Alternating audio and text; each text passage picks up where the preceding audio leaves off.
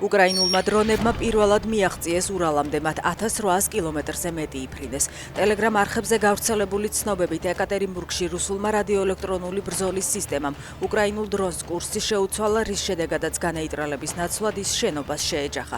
რუსებმა კი დნიპროში საცხოვრებელ კორპუსს დაარტყეს, რასაც მსხვერპლი მოჰყვა. არიან დაშავებულებიც. ნანგრევებში ეძებენ დაკარგულებს.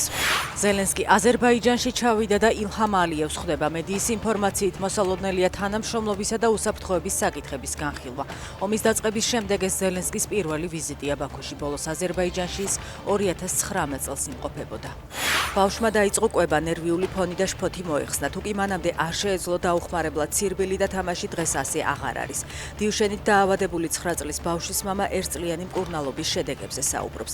დაჩი ახალაიას გერმანიაში ვამოროლონის მედიკამენტით მკურნალობენ. ეს წამალი ერთ-ერთია მათ შორის, რომლის შემოტანასაც საქართველოში პაციენტების მშობლები უკვე 2 წელია ითხოვენ. ქართული კერძების მნიშვნელოვანი ნაწილი რუსეთიდან იმპორტირებული ხორბლის გამოყენებით მზადდება. აცხადებს რუსეთის ინტერესების სექცია საქართველოში და 2026 წლის პირველი კვარტლის მონაცემებს იშველიებს. ამავე მონაცემებით საქართველომ წელს ხორბლის 88% რუსეთისგან იყიდა, რაც წინა წლის ანალოგიურ პერიოდთან შედარებით 76%-ით მეტია.